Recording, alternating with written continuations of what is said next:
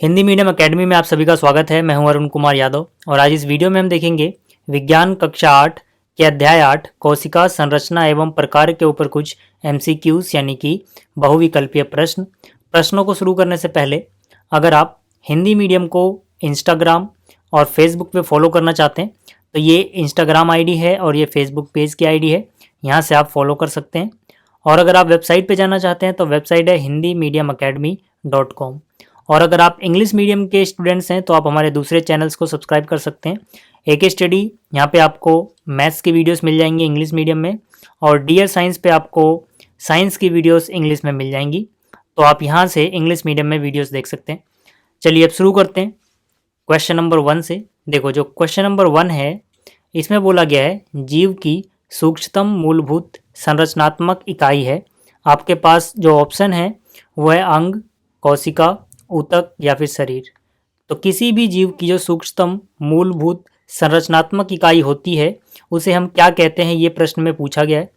जो भी उत्तर आपको सही लगता है आप उसको कमेंट्स में लिख सकते हो। अगर आपको लगता है ऑप्शन ए सही है तो आपको लिखना है A, B सही है तो B, C सही है तो C, D सही है तो D। जो भी आपको सही लगता है आप वो कमेंट कर सकते हैं, ठीक है। तो अब इसका उत्तर देख लेते हैं कि क्या सही है। तो यहाँ पर इसका सही उत्तर है कोशिका, ठीक है। आपको याद रखना है कि किसी भी जीव की जो सूक्ष्मतम मूलभूत संरचनात्मक इकाई होती है उसको हम कोशिका बोलते हैं। तो ये पहला प्रश्न था। अब बात करते हैं दूसरे की। देखो यहाँ पे दूसरा प्रश्न है, इसमें पूछा गया है कोशिका की खोज किसने की थी। ठीक, आपके पास ये 4 ऑप्शन है। जो भी आपको सही लगता है, फिर से बोल रहा हूँ, उसका आप आंसर कमेंट कर सकते हैं। तो कोशिका की खोज किसने की थी, इसका सही उत्तर है रॉबर्ट हुक, ठीक है। रॉबर्ट हुक ने कोशिका की खोज की थी। कभी कभी ये भी पूछ लिया जाता है कि कब की थी, तो आपको याद रखना है 1665 में, ठीक है। 1665 में रॉबर्ट हुक ने कोशिका की खोज की थी। तो ये था दूसरा प्रश्न। अब बात करते हैं तीसरे की। जो तीसरा प्रश्न है इसमें बोला गया एक कोशिकीय जीव है। आपको 4 ऑप्शन दिए गए हैं, इनमें से कौन सा जीव एक कोशिकीय है वो आपको बताना है। मक्खी, केंचुआ, तितली या फिर अमीबा, ठीक है। तो इनमें से कौन सा एक कोशिकीय है आप वो कमेंट में लिख सकते हो। आपको वीडियो पॉज करनी है, वीडियो रोकनी है और फिर उसके बाद अपना आंसर लिखना है और वापस से वीडियो प्ले कर देनी है, ठीक। तो यहाँ पर देखो इसका सही उत्तर क्या हो जाएगा, इसका सही उत्तर है अमीबा, ठीक है। इन चारों में से ये जो अमीबा है ये एक कोशिकीय है, बाकी जो मक्खी, केंचुआ, तितली ये तीनों बहुकोशिकीय हैं, ठीक है। तो एक कोशिकीय कौन है, अमीबा। तो ये हो गया प्रश्न 3। अब बात करते हैं प्रश्न 4 की।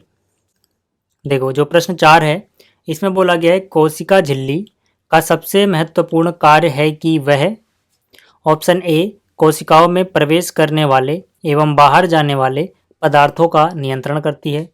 ऑप्शन B कोशिकाओं में केवल प्रवेश करने वाले पदार्थों का नियंत्रण करती है। ऑप्शन C कोशिकाओं में से बाहर जाने वाले पदार्थों का नियंत्रण करती है। या फिर ऑप्शन D पदार्थों के प्रवेश करने और बाहर जाने को बिना किसी नियंत्रण के आने जाने देती है। तो कोशिका झिल्ली के लिए इनमें से कौन सी बात सही है वो आपको बताना है। तो आपको याद रखना है, देखो जो कोशिका झिल्ली होती है ये केवल कुछ पदार्थों को भीतर प्रवेश करने देती है जिनकी ज़रूरत होती है, और केवल कुछ ही पदार्थों को बाहर आने देती है। यानी कि ये अंदर और बाहर जाने वाले पदार्थों को नियंत्रित करती है।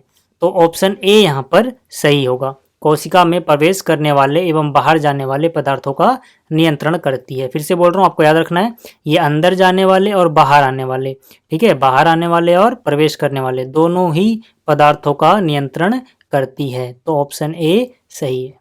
अब बात करते हैं अगले प्रश्न की। अगला प्रश्न यानी प्रश्न संख्या 5, यहाँ पे बोला गया है जंतु कोशिका में निम्न नहीं पाए जाते हैं, ठीक है। इनमें से क्या नहीं पाया जाता, ठीक है, किसमें, जंतु कोशिका में। जंतुओं की कोशिका में इनमें से क्या नहीं पाया जाता है, तो सही उत्तर हो जाएगा प्लास्टिड। आपको याद रखना है कि जो प्लास्टिड होता है ये जंतु की कोशिका में नहीं पाया जाता, ये केवल पौधों की कोशिका में पाया जाता है, ठीक है। तो फिर से बोल रहा हूँ, जो प्लास्टिड है वो सिर्फ पौधों की कोशिका में पाया जाता है और जंतु कोशिका में नहीं पाया जाता। अब अगला प्रश्न देखते हैं। अगला प्रश्न क्या है हमारे पास, अगला प्रश्न है प्रश्न संख्या 6, कोशिका में गुणसूत्र कहाँ उपस्थित होते हैं, ठीक है। आपके पास 4 ऑप्शन है। ऑप्शन A केंद्रक, ऑप्शन B तारकाय, ऑप्शन C कोशिका, ऑप्शन डी कवक। ठीक है, तो देखो जो गुणसूत्र होते हैं कहाँ पे पाए जाते हैं, गुणसूत्र केंद्रक के अंदर पाए जाते हैं। ठीक है, तो यहाँ पर सही ऑप्शन क्या हो जाएगा, केंद्रक। अब जो अगला प्रश्न है यानी कि प्रश्न संख्या 7, इसमें बोला गया एक जेली जैसा पदार्थ जो कोशिका में पाया जाता है उसे कहते हैं। आपके पास ऑप्शन है जीव द्रव्य, गुणसूत्र, कोशिका द्रव्य या फिर हरित लवण। ठीक है, देखो जो जेली जैसा चिपचिपा पदार्थ जो कोशिका में पाया जाता है उसको इन चारों में से क्या बोला जाता है ये आपको बताना है। ठीक है, तो देखो इसका सही उत्तर क्या होगा, इसका सही उत्तर होगा कोशिका द्रव्य। ठीक, कोशिका द्रव्य एक जेली जैसा पदार्थ होता है जो कोशिका के अंदर पाया जाता है। ठीक है, तो इसका सही उत्तर क्या हो गया, ऑप्शन सी यानी कि कोशिका द्रव्य। अब देखो जो प्रश्न 8 है इसमें बोला गया निम्न में किस कोशिकांग को आत्महत्या की थैली कहा जाता है। 4 ऑप्शन है आपके पास, तारकाय, क्रोमोसोम, लाइसोसोम या फिर इनमें से कोई नहीं। तो यहाँ पर सही उत्तर क्या है, सही उत्तर है लाइसोसोम। ठीक है, तो आपको याद रखना है जो लाइसोसोम है ये कोशिका का ही एक अंग है, मतलब कोशिकांग है, जो अगर गलती से फट जाए तो पूरी की पूरी कोशिका ही खत्म हो जाती है, मर जाती है। तो हम कह सकते हैं ये कोशिका के लिए आत्महत्या की थैली है। ठीक है ना, क्योंकि ये कोशिका का ही अंग है, तो कोशिका के अपने अंग के फटने से ही उसकी मृत्यु हो रही है, कोशिका खत्म हो रही है, तो ये कोशिका के लिए क्या कहलाता है, आत्महत्या की थैली कहलाता है। ठीक है, चलिए अगला प्रश्न देखते हैं। अगला प्रश्न है किसे कोशिका का ऊर्जा संयंत्र माना जाता है, यानी कि कोशिका का पावर हाउस किसे बोलते हैं ये आपको बताना है।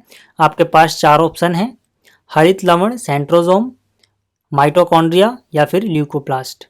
तो ऊर्जा संयंत्र यानी कि पावर हाउस कौन होता है कोशिका का, इसका सही उत्तर है माइटोकॉन्ड्रिया। जो माइटोकॉन्ड्रिया होता है ये कोशिका का ऊर्जा संयंत्र होता है, यानी कि पावर हाउस होता है। आपको ये भी याद रखना है, बहुत इंपॉर्टेंट क्वेश्चन है। अगला प्रश्न देखते हैं। अगला प्रश्न है सजीव में अनुवांशिक गुणों का वाहक है। ठीक है, आपके पास ऑप्शन है माइटोकॉन्ड्रिया, कोशिका द्रव्य, जीन या फिर लाइसोसोम। तो जो अनुवांशिक गुण होते हैं, माता पिता से बच्चों में जो गुण ट्रांसफर होते हैं वो किसकी वजह से होते हैं, वो होते हैं जीन की वजह से। यानी कि जो जीन होता है यही अनुवांशिक गुणों का वाहक होता है। ठीक, तो अब देखो जो प्रश्न संख्या 11 है इसमें बोला गया है ऐसी कोशिका जिसमें केंद्रक पदार्थ केंद्रक झिल्ली के बिना होता है उसे हम क्या बोलते हैं। हमारे पास ये 4 ऑप्शन है। तो देखो यहाँ पर आपको याद रखना है कि वो कोशिका जिसमें केंद्रक के पास कोई केंद्रक झिल्ली नहीं होती है, वो उसके बिना होता है, ऐसी कोशिका को हम बोलते हैं प्रोकैरियोटिक कोशिका। तो प्रोकैरियोटिक कोशिकाओं में केंद्रक के पास कोई केंद्रक झिल्ली नहीं होती है। ठीक, और यूकैरियोटिक में होती है। ठीक है, तो आपको याद रखना है। तो यहाँ पर इस वीडियो में इतना ही, जल्दी ही मिलेंगे अगली वीडियो में। Thanks for watching.